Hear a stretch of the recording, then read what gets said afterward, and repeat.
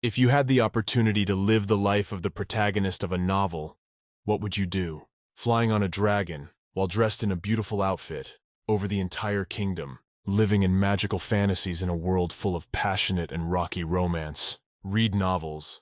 She could forget the bitterness of reality. She seemed to have read dozens of similar novels in the fiction genre. No, they were probably about 100 books read, until she died of overwork. But in the morning the girl woke up and it turned out that she was not dead, but reborn in another body. The maid said, "Mistress, everything is ready." The girl asked, "Was she the one who told her, 'Mistress'?" The maid replied, "Of course she is their delightful mistress after all." After that, Maid Belle said that she had been doing the preparations for quite some time now. "Is mistress pleased with her work?" After the maid's words, the girl looked at herself in the mirror and couldn't believe it was her. After all, really the work is just beautiful. Shiny wavy blonde hair, bright sky blue eyes, a satin dress and a sapphire necklace highlighting her exquisite pale skin. Isn't she beautiful? She even smells beautiful! The girl thought that the first thing to do was to find out what was going on here. She thought it looked like her new body. But you just look at that hair, it's flawless. Looking around, she thought, where is she? The interior is medieval and modern. The maids move like dolls. Lots of gorgeous outfits, even the makeup is fancy. But she has no idea where she is. Belle's maid entered the room, and she said they must hurry. The Count has been waiting for you for a long time. She will help you get there. The girl asked, "The Count?" The girl was confused. She didn't know who she was. She decided to ask Belle the maid if she knew who she was by any chance. The maid helped the Countess up and said, how could she not know who the Countess was? The maid Bella took the Countess's hands and said, "You are Countess Helena Severs." The girl was very surprised. Helena Sever, 19 years old. As soon as she heard that name, she remembered her immediately. Even Elena's mannerisms and habits are very sparse information, though. What kind of romantic fantasy novel is she in? Recklessness. The heroine who appropriated her throne. The protagonist remains unhappy, regrettable family, and so on. Our heroine has a confusion in the plots of the novels she has read. There are too many of them, so she can't remember thoroughly which of the novels she is in and how everything should happen there. But the main thing is that she is a countess, gifted with incredible beauty and exquisite jewelry. She is in the body of an aristocrat of high status. At this moment, while the girl was clutching her head and didn't know what to do, the maid cheerfully informed her that, you will soon become the Duchess of the North. The girl is already in a panic, and now she's marrying the Duke of the North, tumbled over the bulwark of the sofa that stood in her room, and hung down from it screaming, and the maid said, "You don't seem to have been well since this morning." Elena replied, "Yes, she thinks so too. She's heard that people in the north are rude and their climate is cold. There is little sunlight and poor soil, so there are only soldiers left in the north, and their land is underdeveloped. To top it all off, the Duke is also a bit intimidating. He's always fighting monsters. Plus, he has a terrible temper. He makes people around him cringe just by looking at him." "A handsome, tall man with black hair," Elena asked the maid. "She is right, isn't she?" The maid Bella nodded that the Countess was right. Elena said, "Yeah, just as she thought, so there's something else she remembers." Then Elena turned and looked at Bella. She looks at her like that for some reason. The girl asked why she was looking at her like that. The maid replied that she was very touched by your words, miss. It looks like you're ready for marriage. A maid in a very cheerful mood ran up and asked, "Miss, and how did you learn so much about the Duke of the North?" But Helena said she could not tell her that. Of course, he's the Duke of the North. He has black eyes and hair. He is shy and rude but warm to his wife. Though this story is similar to the others, she seems to have fallen in love with the Duke of the North, Rofen. But unfortunately, she doesn't know which book it is. She's read hundreds of them. She kept thinking as she walked down the road to the Duke's house. What would happen if the stigmata of failure were carved on her body? After all, this could be a she's a villain novel, but the protagonist doesn't get her. Or if she opened her eyes and an angel named Apple spoke to her, it could be a novel called The Return of the Saint to Save the Nation. No, but none of that fits, she thought. Maybe she was lucky. Since the story features the Duke of the North, it's about meeting the cold protagonist and having a happy marriage. It didn't seem like it should be anything dangerous. All the way, the girl walked and pondered. Then, it's not normal to regret and think about family more than rebirth. It's not normal in the slightest. Elena was so engrossed in her thoughts that she didn't hear someone call out to her. All she could hear was, "Give her a second," and she heard the maid say, "Miss Lariat." Lariat was heading towards Helena with the words, "If she goes north, you better not do anything stupid. Think of your family. Got it?" Elena stood up and wondered, who was this girl? Looking at her, she couldn't remember her. Until the girl spoke, she understood her sister. Elena thought, okay, she's a sister. The girl kept spreading her hands and asking, did she understand her or not? Elena thought, so what's wrong with her? Has she fallen into a family regret affair? Even her own sister seems to despise her. No, have to ignore that. Too many thoughts. Either way, she will have a happy marriage. Looking at the reaction of Bella's maid, the Duke seems like a good man. In that case, she should stick to the concept of a good main character in a romantic drama. Elena said that she just can't stop thinking about the fact that today is her last day at home. So she's very excited.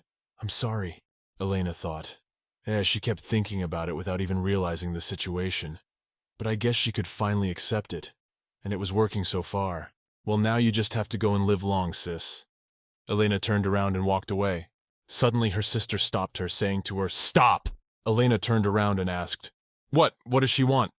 Elena saw her sister, Lariat, heading with her, already with her hand outstretched to hit her. The girl thought, could it not be possible that she would hit her? But that's what happened. Her sister hit her and said, "Just don't forget," and walked away. A servant girl ran up to Elena saying, "Are you all right, mistress?" Elena wondered. Had she ever promised anything to her sister? A while later, Elena did go to the Duke's mansion after all. Elena thought, wonderful. And why does the Count's daughter have such meager luggage, just one suitcase? She wondered. She hadn't seen her mother once since she'd been moved here. Father, however, all he asked was, will she be able to win the heart of his lordship the Duke? He doesn't think she should be lectured. She should just act. It's in her hands. Goodbye. Besides, the only other person she would want to be around was Bella, her maid. Elena couldn't believe that they didn't even hide their contempt. Wasn't that a bit much? The girl began to berate herself. No more negativity. Everything's gonna be okay. Needing something to distract herself, she opened the curtain in the carriage to see what was going on outside. She saw snow. Just look at that. That cold seems like it could freeze even tears.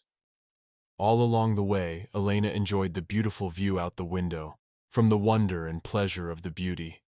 She quipped, "This is the north. Wow, such a huge mountain. And really, it's just incredible." The carriage pulled up to the huge castle. Elena immediately thought that she had to be careful not to do anything stupid. So Elena, all excited, has already arrived with her suitcase. And what does she hear? Hertz tells her, look, earlier he and the granddaughter of the Viscount of the Southlands were engaged. That's why he can't marry her. And when she heard that, Elena choked on the tea she was drinking while sitting on the couch. She asked, "Are you serious?" The Duke replied, "Absolutely. He promised to marry Lady Mayung." Elena began to calm herself down. She thought it was necessary not to worry. There are all sorts of things going on in this world, and there could be any number of conditions for a sham marriage, right? Yes, in novels it's plot twists like this that add interest. The girl set the cup down and said, "Okay." Helena asked if he could accept her as a maid. The Duke replied absolutely not.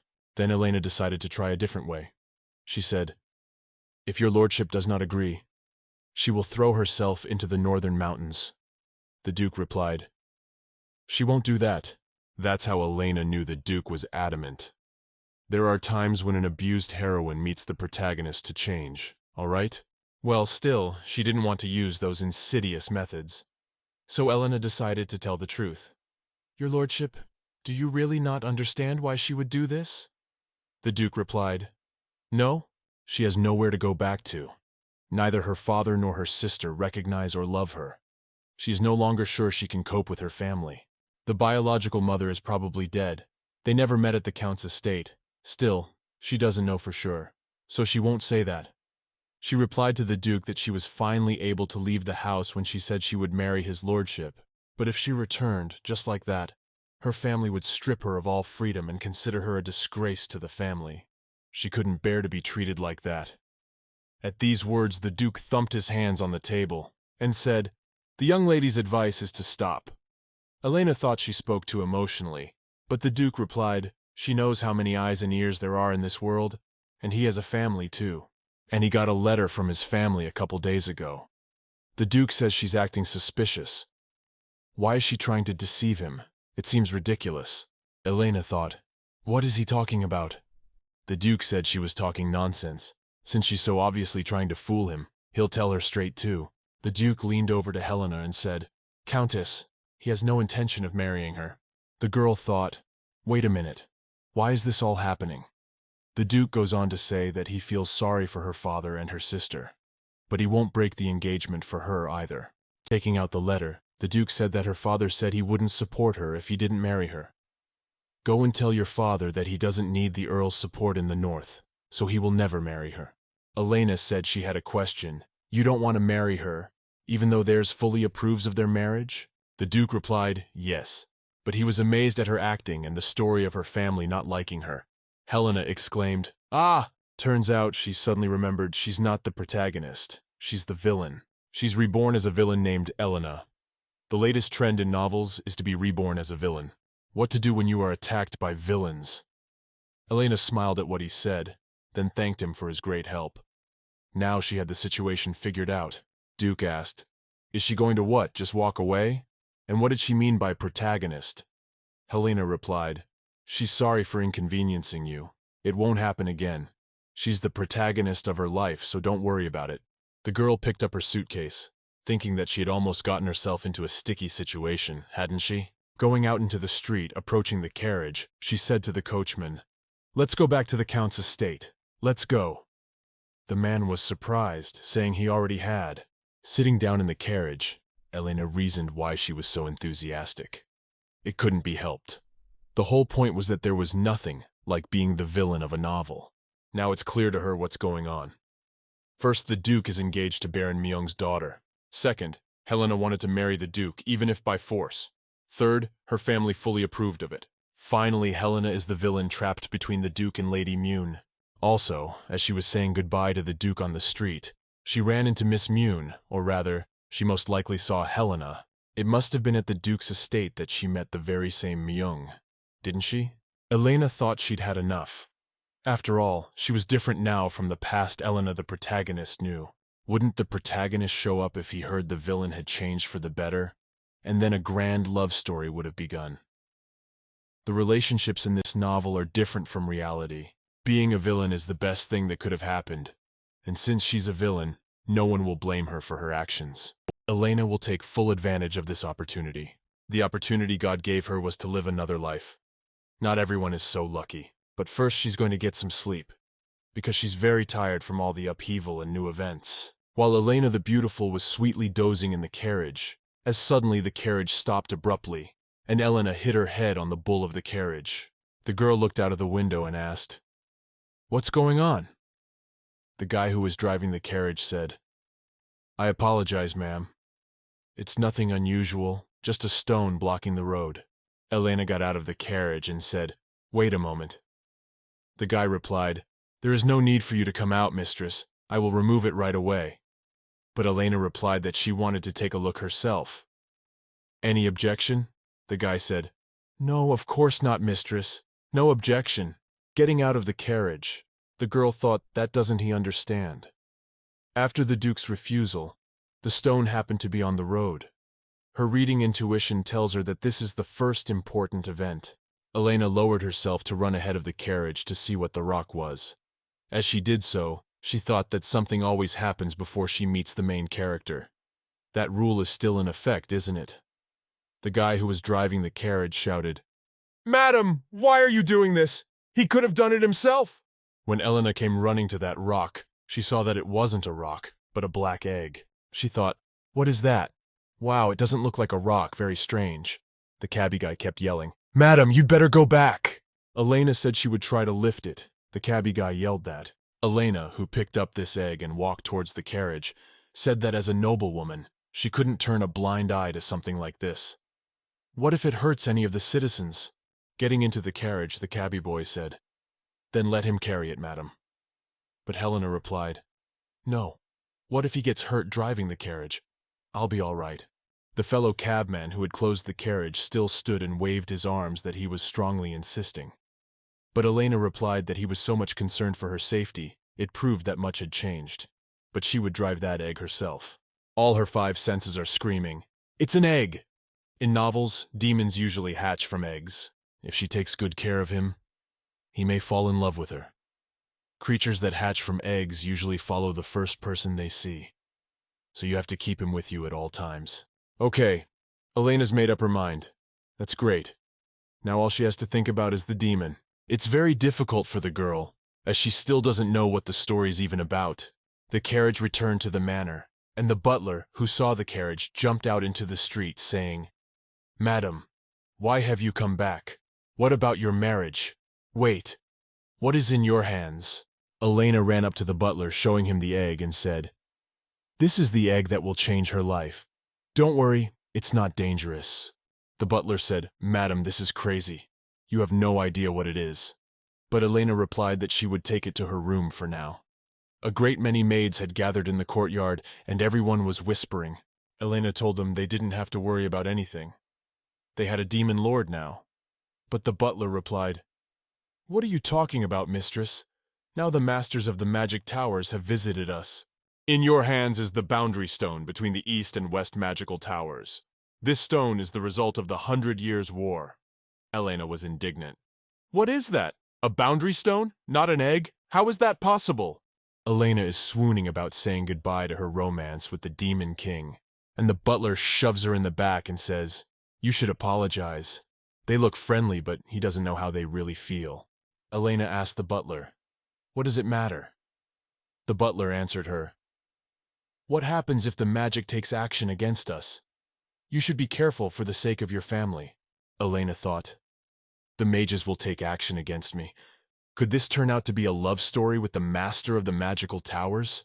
The young master of the magic tower is a mad genius, like a mad scientist from a fantasy. A man who controls a magic tower.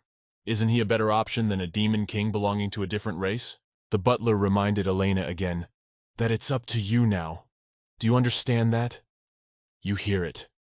But Elena walked on, content, thinking only that usually the protagonists were attracted to unusual girls. And once again she wasn't listening to anyone. As she approached the door, the butler reminded her again that she should apologize as soon as she entered. Elena replied that she understood. Elena, entering the room, said in a loud voice, Let her show her weird side. Her father and 2 older men were sitting in the room drinking tea. Elena looked around and didn't see a young man there at all, even resembling her introduction. There were 2 old men sitting there. One of them said, Ho ho, so the lady has really taken their boundary stone away. Elena was very upset to see something she didn't want to see. She imagined that there would be a young handsome man there. But in fact there were 2 old men there. The girl cried out, Ah, too bad! One of the elders said, It's a strange situation. He knows the lady had no evil intentions, but boundary issues are very delicate for them. However, this time they will turn a blind eye. Nevertheless, you will have to be held accountable. Elena said yes. It's her fault. The father also began to say that they sincerely apologize for the inconvenience caused by his daughter. Is there anything he can do to make up for it? The woman said, As long as the stone is intact, it's all right. But the second person who looked at it said, No, wait, there's a crack. The elder asked, What should they do? But Elena resented it. It wasn't fair. She'd been extremely careful with him, and it was actually their fault for leaving something so important in the middle of the road. While they were figuring things out, one of the elders said, Pay attention for a moment. The stone is opening up. Look. And indeed, in the middle of the stone, where there was a crack, began to break more and more, and a bright light began to appear. Elena sat staring at that light with her mouth open and thought. Was it possible that this was what she was thinking? Elena crossed her arms and thought about the fact that it was a real egg. So a love story with the Demon King was inevitable for her. Right? She began to ponder if it would be an ancient demon, or perhaps it would look modern. What if it had snowy white hair? What am I going to do? as suddenly at last the egg opened and there sat a white-colored pee-pee-talking chick. Elena said to the chick. She immediately began to remember which of her novels had something similar. Oh, right. It's a novel, a fantasy world where the protagonist could even be an animal. She has different tastes, but what's the connection between her father and the protagonist? This is too much. Elena came out of the room and said she was very tired. Bella, the maid, was standing in the hallway. She asked how it went, miss. Elena replied that they had said they had limited what this chick could do. The egg broke, but there was some magic left to set the boundaries. The maid Bella said, "So the mages have no more claims?" Elena replied, "Yes. But now not only does this bird follow my father, but they do too." The maid was delighted and smiled, saying, "Oh, that's wonderful." Elena thought the most wonderful thing was her. How did she even pick up that egg? Was it really all about her being a witch? Elena thought that, how can one enjoy life, nothing they do not know where the main character is. At that moment, the door opened, near which the girl stood, and she was lightly hit. To her she said, "Ouch." Two magicians come out. One said, "Look, the Eastern Magic Tower will never turn a blind eye to this." But the second man replied, "Ha ha. Why do you say that, Rubelin?" The magician said, "Didn't they agree to divide the boundaries according to the source of magic? Don't tell him it's because the North Estate is in the southeast." The mage continued to speak. "Are you going to destroy the Count's estate?" Mage Rubelin said there was nothing impossible that he couldn't do, showing fire with a flick of his hand movement. The mage said, turning to Mage Rubelin, that he would do it if he wanted to do it. The Count is like a cute puppy. Magician Rubelin said that it was impossible. The next morning, Elena had breakfast on the terrace, tea and sweets. She also played dolls, putting little dolls on her fingers and saying, "She has a maid named Bella and a tower and a blonde witch," meaning her. Stupid and toxic Roman. If the point is to make someone suffer for the sake of winning the main character's heart, even if Lady Myung doesn't do anything about it, she'll be alone. Suddenly Elena had an idea. Maybe she's not even in this novel, since the villain can't fail in her plan just because the Duke rejected her. Elena was a secondary character behind the main villain. It's complicated, and there's a lot less information about the secondary characters than the main characters. Elena is having a really hard time. She sighs and doesn't know how she's going to get out of this situation. At the same time, a pretty secondary heroine with blonde hair. Such a character exists in all the novellas. The girl thought, isn't there anyone who knows Elena well? Someone who knows all about her feelings? Looking at the table where the maid doll was lying, she thought, could this person be the maid Bella? Just as she thought this, by pure coincidence, Bella walked onto the terrace. Elena saw her and asked, "Bella, is she here?" The maid came up and asked, "Did you want something, miss?" Jumping up from the table with eyes lighting up, Elena said, "Something about her. Some details, rather. Tell her everything," the girl thought, as only with Bella's help. She will understand her situation with ease, analyze everything. But the maid didn't understand. She asked, "Pardon me, what do you mean?" Helena replied, "Well, she's the Count's daughter, isn't she? She should set an example for those around her." Elena continued to ask, "Does she have any bad habits? If she tells her, she can fix herself." Elena thought she seemed to be doing well. The deed seemed to be almost done, when suddenly the maid said, "Miss, why is she asking these questions? Is she sick by any chance?" It was urgent. Ran to the door, shouting that she would report to the Count at once, as suddenly Helena grabbed her by the skirt and shouted, "Wait, that's not true! Calm down!" Elena is so tired of everything already. She had tears coming because she heard that the main characters are easy to completely handle. So why does she have so many difficulties? The girl was upset. The maid saw that Miss was upset and said, "Then she will answer your question." She asked, "Well, where should she start, young mistress? Born into an earl family that got rich from sales? You're not interested in business. Instead, you're into fashion, so you get along well with other aristocrats. Also, you often went to resorts with your mistress. She didn't restrict you because you said you were going north." Elena shouted, "Yes, thank God!"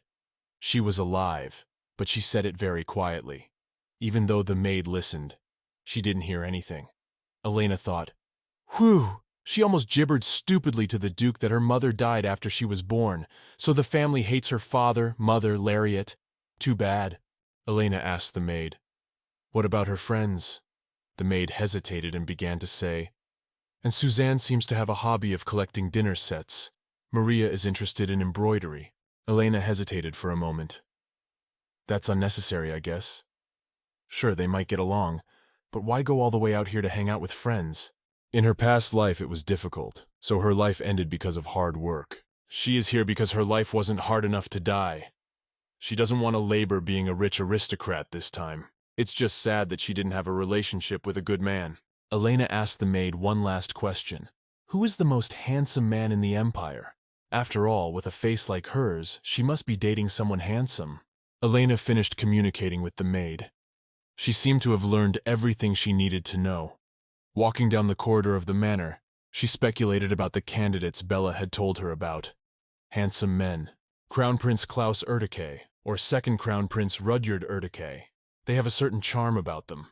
The maid told her then that she felt the same way, mistress. She remembered how Bella had described these princes to her. Klaus looks cold and intellectual, while Rudyard is sweet and affectionate. Elena thought, apparently when more than two men show up, they're bound to be handsome and of opposite looks to give the story more life. The maid then told Elena in confidence that they were voting on who was prettier. Already there are 14 votes and they are still tied. Then Helena asked the maid, so there are no other handsome men around besides princes? Anyone she is close to? The maid was long in thought, and then said, and also showed her index finger, there is one more. His name is Lord Hamill, she believes. Lord Hamill is Elena's childhood friend. According to Bella, he's friendly with everyone, regardless of their status or popularity. Isn't it more likely that this guy is her main character? The reason is that 1. He has been in love with the main character for a long time. 2. He wants to protect her. And 3. There is a secret about his birth, and then he becomes king and proposes to her. There are different ways to develop the love line. Back to reality. As Elena walks down the hallway, she still keeps thinking about the fact that even after much thought, she couldn't remember having an affair with a character named Hamill. Well, she thinks, that's okay, just realizing it is a big step. Elena thought that first of all she should apologize to her father for her mistake. It's just that if her father scolds her, then she's really a minor character. Usually the secondary characters have caring fathers. When you think about it that way, is it possible that this is a novel of family regrets? Elena knocked on her father's office door. Bella said their family gets along well, but Lariat was very aloof that time, and her father was also cold. Even when he interacted with the Masters of the Magic Towers, he blamed her. Of course it's her fault, but he's her father. Elena felt the injustice. She's in trouble, and she thinks about it too much. Finally, she heard a voice say, "Come in." She didn't know, of course, if she would be able to handle this conversation. Her main thing is not to lose her self-control. Open the door, the girl came in. She thought if you threw a glass of water on her or something, she could handle it. Elena walked in and heard the father say to her daughter to come in. He was standing there cuddling with the chick. Her father ran up to her with open arms and said that he had always trusted her. His favorite princess would never leave him, had no idea she was secretly preparing for such a grand event. Elena asked very excitedly that she doesn't quite know what you mean, the father says. At this time, the father shows her an envelope and says that she can hide no more. He gives her this envelope and says, "Take a look." The letter was from the Earl of North's. In the letter, he wrote that the other day he rejected Lady Helena's unexpected proposal, but he fears he may have accidentally said something unnecessary, even though the marriage did not take place. He hopes your family will continue to maintain business relations. He promises to make amends for what happened. Elena, when she read the letter, she said, "Stop. He's apologizing." At that moment, her father came up to her with a huge request that the deal was making a loss, but now thinks they can make a big profit out of it. He said he'd help her get to the north. The father told her that his little girl was a blessing amazing. Her father asked her if she didn't get close to Lariat on purpose because she knew about their business with the Duke. Elena said no, that's not true at all. Elena first replied, "You know, when she sees your empty room, she gets so sad she starts smashing everything around her." "Oh, thank you, father." Her father came over and hugged Helena, telling her that she knew how to fix family affairs, and when she had grown so much, he was proud of her. Elena thought her father was such a kind man. She knew he was. A little later, Elena met up with her sister, and Lariat said she told her she shouldn't have gone north. Elena asked, and why didn't she stop her? Lariat said, "What is she talking about?" Her sister cried out, for she asked for help to get to the north. She did. Elena was surprised by that. Elena thought that her sister must have gotten tired of her tantrums and helped her. Apparently her sister pretended to be in trouble, so she was sent north. In her place, her performance was so clumsy that even the Earl noticed it. Larietta said she had to give her her dressing room anyway. She only helped her on that condition. Elena said, "A dressing room? No way. I don't have enough dresses as it is." Elena said, "All the more reason it's not fair. It didn't go according to plan." But her sister told her that she had promised her and she must fulfill it. Elena said when it was, "She has proof," and her sister got angry, saying how annoying she was to her. Elena said, grabbing her sister, "Where did she go? We need to look for proof." But she did so in jest, and it really pissed her sister off. She yelled that she really hated her. After saying that, Elena thought that she was scared at first, but now to see her acting like a child. Usually in novels, the little sister is the villain, but there's no way she's the villain. So from now on, she's her little helper. Elena told Lariat that she wanted to ask her something, but Lariat was very angry. Then Elena said, "Geez, stop being angry." Helena answered her that she was planning to meet Hamill. Would she help her pick out her outfit tonight? Elena wanted to see her reaction, and the sister cried out, "Why so suddenly? She has finally decided to accept Lord Hamill's feeling?" Such an obvious love triangle, she should have known. When just after her return he sent a letter about the visit. Lariat said okay, she would help her with her outfit choice. But she was surprised that she, Elena, cared about Lord Hamill. Elena asked why, and her sister replied, "No reason. Simple as that." Lariat went to the dressing room and started picking out a dress for her sister Elena, throwing her one dress. She said that this dress suited her very well, but she didn't stop there and started throwing her another dress and saying, "First for a day, she'll be the one looking for it." Elena had not expected her sister to take this request so attentively and seriously. She complied with all her questions without complaint.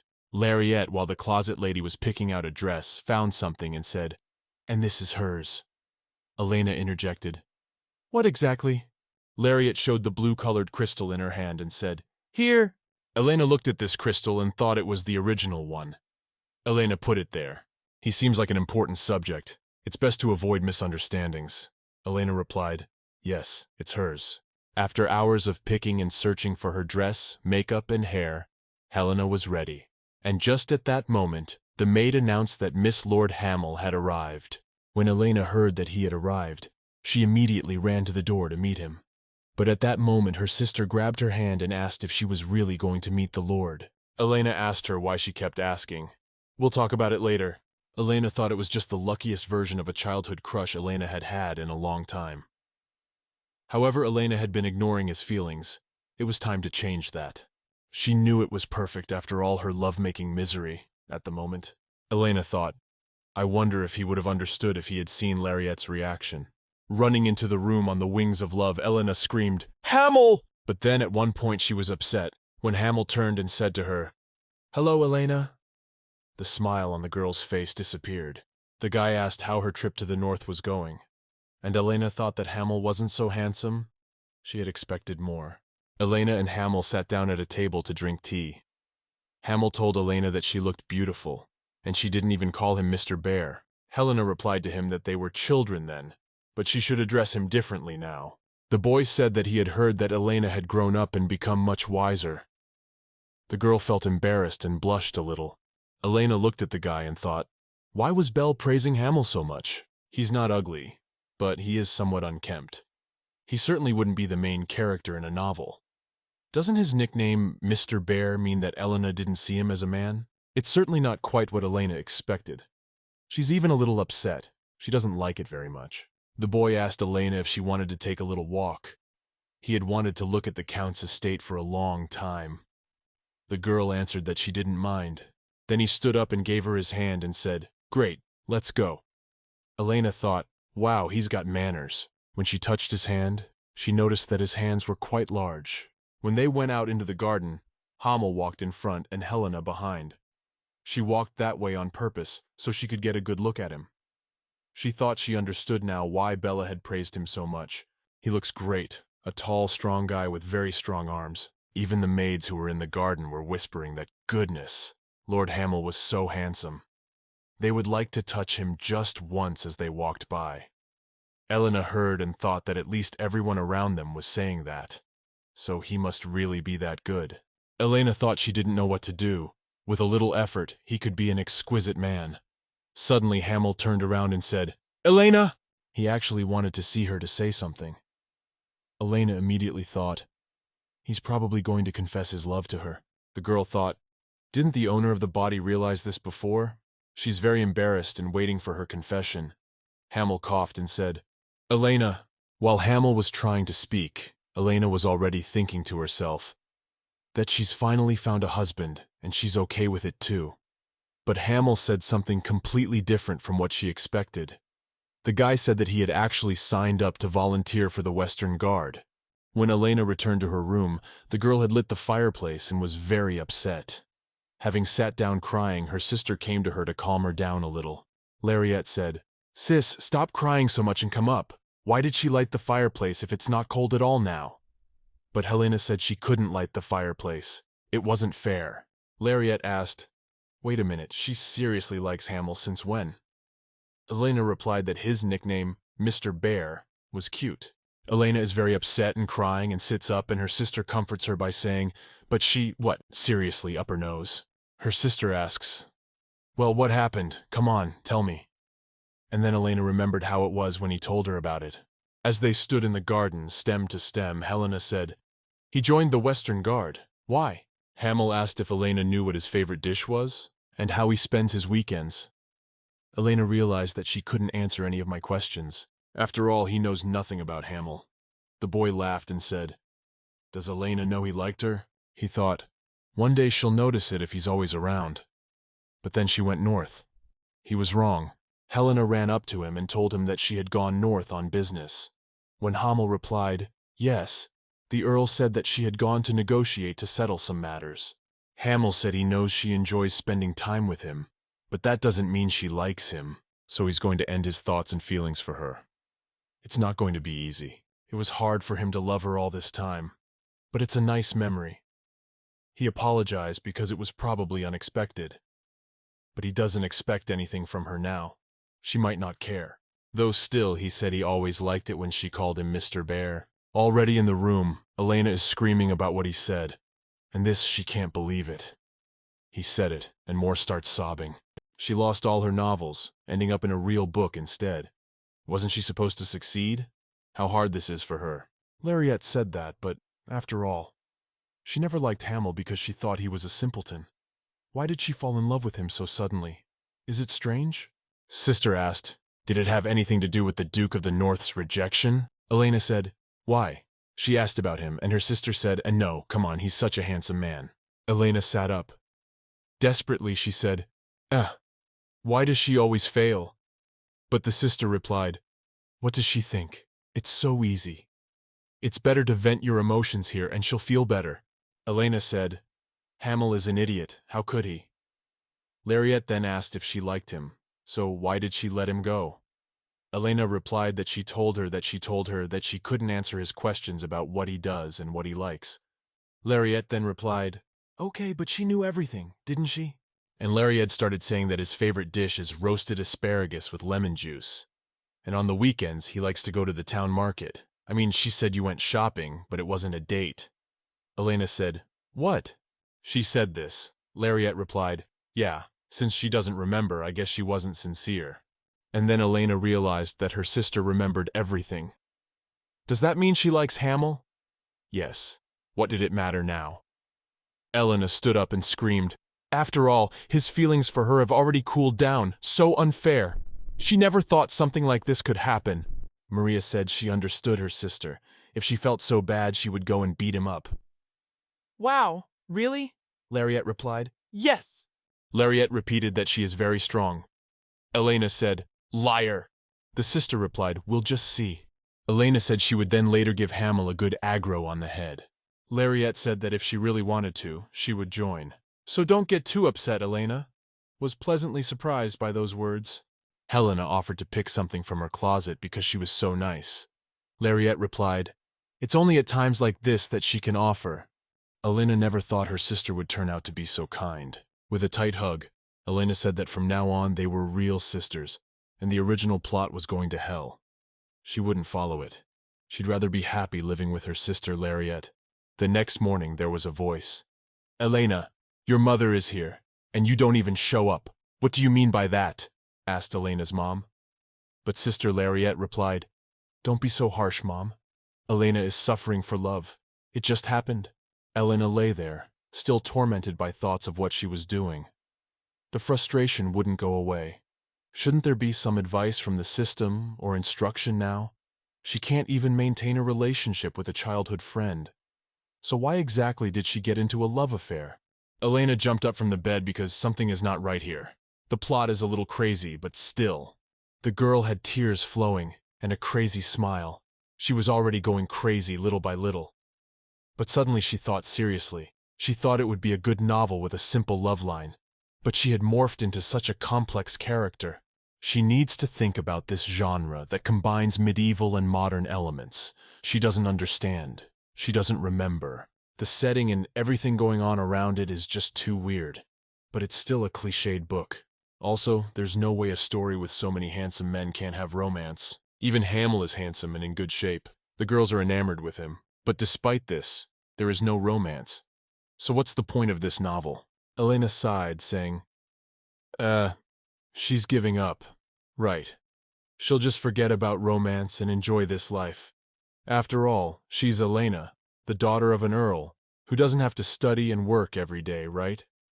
She doesn't have to struggle with a bunch of debt from a gray reality like her last life. It's worth taking the opportunity to rest, at least this time.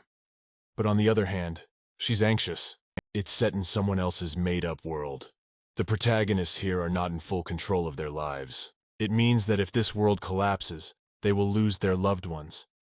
And because of family difficulties, daughters may be sold as brides, who may be treated so cruelly that they will die without experiencing even the slightest happiness from life. She too has fallen into this world, so she doesn't know what difficulties await her in the future. But it's kind of interesting. The problem is that she doesn't have even the slightest clue where she is. She doesn't know the original plot at all. Haha. And I'll forget she's hungry. We should get something to eat first, and then I'll think about it. And just at that moment, the maid Bella knocked and asked, "Miss, may I come in?" Elena replied, "Come in." The maid ran in and said, "There is no time to lose. The Imperial family has arrived earlier than expected." Elena interjected, "The Imperial family? What's wrong?" And the maid nudges Elena in the back to walk to the dressing room there. "Oh, well, why are you acting like this? Their Highnesses Klaus Urtike and Rudyard Urtike are guests in this mansion today." Elena asked the maid Bella, "Why did they decide to visit us so suddenly? Is there something wrong with the affairs of the Empire?" Bella replied, "You don't know. The Count didn't tell you?" The girl said that her father had not said anything about it, as he was busy praising her. The maid replied, "I see." Bella said that the reason their Highnesses had arrived was because of Elena. The girl interjected, "She? Why is that?" Elena thought, "Is it possible that they want to—" But the maid interrupted her thoughts and said, "It's because of the chick you brought in that day. Don't think anything strange." Elena said, "And she didn't think anything strange." Elena said, "Wow, Bella, she was so fast. Even the soldiers would envy her speed. But why do they want to see the bird?" Bella said, "Because that's how they will define the boundaries between the eastern and western region. You remember the dispute they had over territories. His Highness Klaus is in the east and His Highness Rudyard is in the west." Elena thought, since they need to define the boundaries, they decided to come here in person. The girl replied that now she understood. This bird was a blessing and her father had already given her a name. The maid replied, "He only calls her Snow White because she is white. But there is no name that can fully describe the greatness of this chick."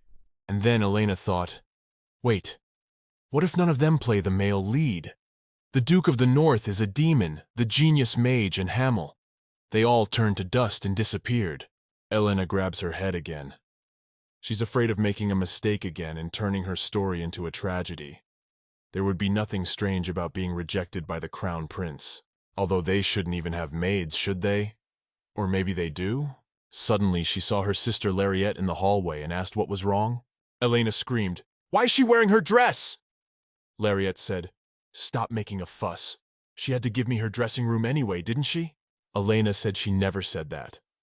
Lariette replied, "She said she could manage her closet when she was so sad about Hamill's rejection." Elena objected, "You don't need to drag another Hamill into this." Elena turned around and walked away, saying, "Why is her little sister's every action so annoying?" Elena was walking, muttering all the way about her sister's self-willed and wild temper, but her sister was walking behind her and saying, "Calm down, Elena."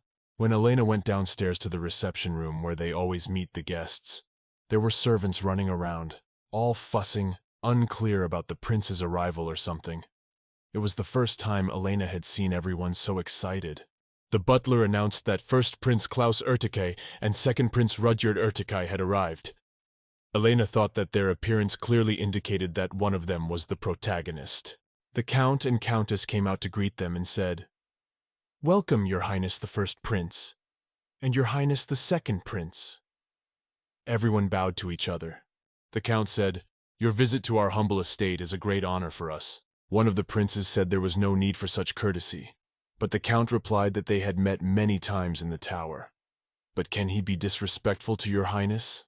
One of the brothers said, "Ha ha, don't worry, he understands. You are embarrassed by his brother's words. He makes everyone feel uncomfortable," another of the attendees said, and everyone laughed around him. The Countess said, "You're not making their situation any easier either. Please stop joking, Your Highness." He realized he had gone too far. Elena, considering the two princes, thought, "So, let's see. Rudyard is handsome, outgoing, and friendly, and Klaus is cold and quiet. Seems stern, but not evil. His character is similar to the Duke of the North, isn't he?" Elena noticed that there was something different about Klaus, a penetrating gaze. The Count said, "May I present his daughters, Helena and Lariette?" The girls curtsied and said, "Greetings, Your Highnesses." Prince Rudyard replied, "A pleasure, Miss Helena and Miss Lariette." But Prince Claus only nodded his head. Elena wondered how brothers could be so different, but it's easy to tell them apart. Klaus said, now that they're done with the formalities, he'd like to talk about boundaries. The butler said, "Follow him," to lead them into the study. Elena thought that her premonition told her that there was no way Rudyard would be able to stand up to Klaus. When the princes left, Elena thought, poor Rudyard. She would do everything in her power to make Klaus stop bothering him.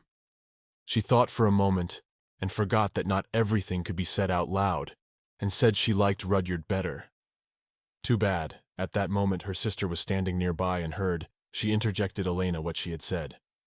So Klaus should be the main character in this story. Elena should be careful. Think twice before saying anything to her. When the princes had passed into the study for serious conversation, Helena went to her room to change her dress for a walk in the garden. Stepping outside, the weather was wonderfully warm today. A light breeze was blowing and she needed to take a little walk and think. Elena, and walked through the garden and pondered, wondering if he's really the main character. Nothing detailed comes to mind. She really wanted to eavesdrop on their conversation, but it was impossible. How much more will she have to suffer, even though she is in someone else's body? But she is trying very hard.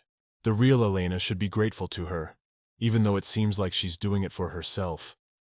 But it's really for her. Not far from Elena stood the cook and his assistant. They were talking, but so loudly that Elena overheard the cook's assistant say that Maria had fainted. The cook yells at him, "Why is he only saying this now?" Elena turned her attention to them and wondered what was wrong. Why are they yelling like that?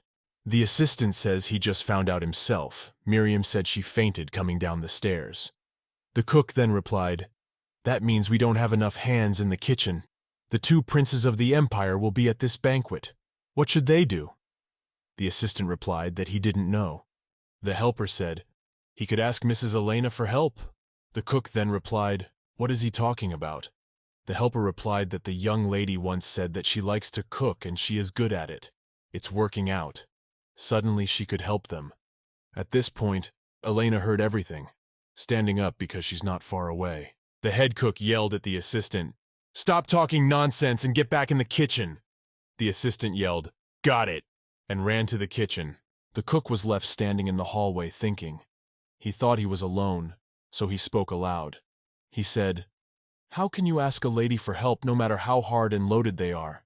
Also, the cook didn't notice how very briefly and quietly Elena came up behind him and said she would do it. She would help them in the kitchen. The cook was startled, twitched, and shouted, "Miss, how long has she been here? Has she heard everything? He apologizes and will punish the servant who said that about her." Elena smiled and said, "Don't worry. She will help. It's all right." The girl thought, "Ha, the main thing is not to be nervous. She's very good in the kitchen. It's actually a novella, not a romance, but about cooking." The head cook shouted, "How can the Count's daughter do such hard work?" Asks to listen to the old man. But Elena was already down the steps and running towards the kitchen. She shouted, "Don't worry, no problem." The servants had already gathered and were waiting to see if the lady would help them. "She's really good at this, isn't she?" Elena thought this was her chance. This is her chance to prove herself in the kitchen. She can't believe something like this happened. The girl walked to the kitchen door, tied her ponytail higher, and thought that if the rumors were to be believed, wasn't Elena a skilled cook? Besides, she's a great cook herself. Culinary novellas are a popular genre in the world of novels. Heroines often use their culinary skills to show the world how wonderful food is. Everyone is amazed by her abilities, and also everyone who tastes her food becomes happy. Helena walked over to the bucket, washed her hands, and heard the voice of the kitchen helper saying that she really wanted to help. "Miss," Elena replied, "yes, she won't bother anyone, so don't worry about it. Just cooking something yummy to help you out." Turning to the assistant, she said, "Just don't tell her they don't trust her abilities." The aide replied, "Absolutely not." Elena said, "Very well then, let's get started." So Elena is about to get to work. I wonder what dish she should cook, the girl thought. If she only knew the original story, it would be easier. But she doesn't know what the main characters will like. She has so many problems because of her bad memory. But she needs to rack her brain a bit. Elena looked around. There are a lot of ingredients and various kitchen utensils. Suddenly she noticed fermentation vessels in the corner. She asked the head cook, "Why are they here? I thought only Korea had them." The chef replied, "Are you interested in their aging system?" Elena said that these vessels reduce the ripeness of the food. The head chef replied, "So you know?" He thought you were seeing it for the first time. "Yes, and some foods in it can stay fresh even after 2 months." Elena said, "Great. Ha! She couldn't have thought that something like that could be here." Then a plan came to Elena's mind at once, and so it was. Cabbage, onion, garlic, ginger. Looking at her desk, she exclaimed that there was even ground chili pepper. She had a great idea. "Okay, let's get started." She decided to make kimchi. Now she will make the best kimchi in the world and started working. Everyone had already gathered in the dining hall and the table was set. Everyone was just waiting for the main course. Rudyard said he thanked them for their hospitality, though they had come early. The Earl replied, "He need not fear not to meet their expectations, but he is glad your Highness is comfortable." Klaus asked why the young lady wasn't here, at which point the Earl replied, "She's cooking for you."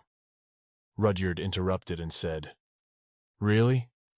Then he got excited about the food. The Count replied, "Though she's his daughter, she's a really good cook. Here she is." The door to the room opened and Elena walked in her arms. She held a large tray covered with a special dome. The Count said that Helena had prepared a meal for all of them today. It was a token of their appreciation to their honored guests. Elena thought that perhaps the young lady should not serve the meal, but it was a special day. One could not spoil it. Before leaving, the cook asked if it was the first time he had seen such a dish, if she could explain how to make it. Elena said she would explain later, and went to take the dish out. But, she thought, she wasn't sure about their reaction. But even if she didn't have the right ingredients, she was sure they would like the kimchi she made. Elena was a little nervous as she carried this dish. She was really nervous because everyone was sitting there looking at her. Even so, It will make them cry at how delicious this dish is. As Elena carried, she saw that the atmosphere in the hall was so tense. Elena had time to notice the look on Lariat's face. She looked like she was in love. As Elena turned her head toward her sister, she heard a shout, "Miss, careful!" When Elena turned around, her dish was already flying to the floor. The only thought she had in that moment was those words that said she had destroyed the romance of a lifetime. Why is it always so hard? The entire tray of food spilled right onto one of the servants.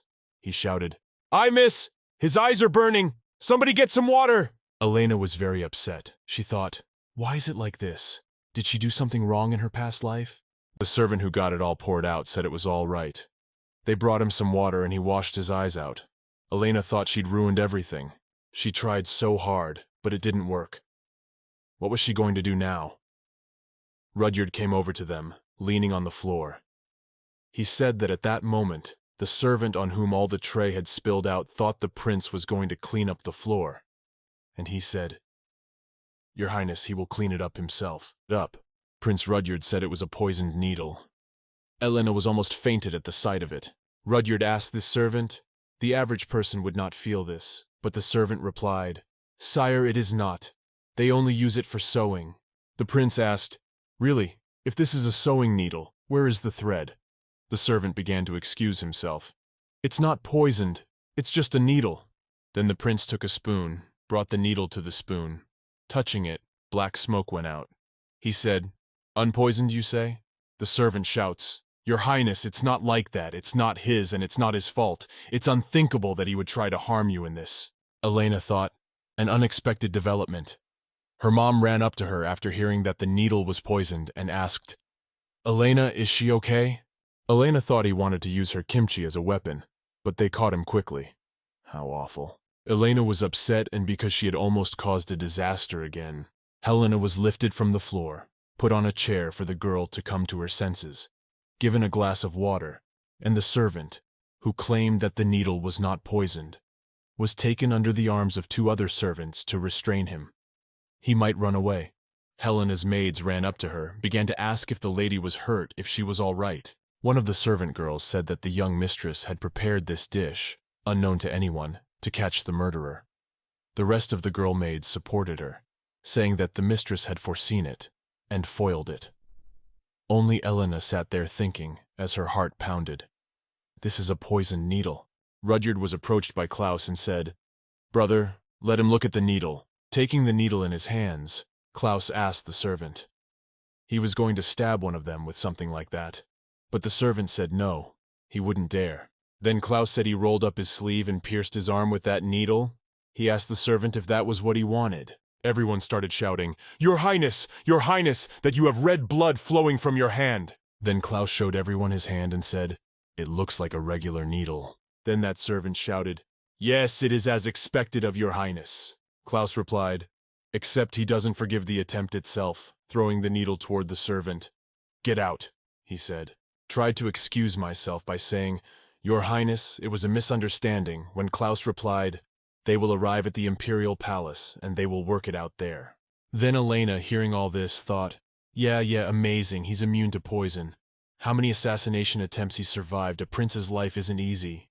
Klaus walked over and looked at Elena intently. She wondered why she was so embarrassed when he looked at her, but why does she keep looking into his eyes? She can't bear it any longer. Could it be a sign of love? Klaus walked up to the Count and said he apologized. They ruined the atmosphere of the meal. That idiot brought a needle with him, and there was a misunderstanding.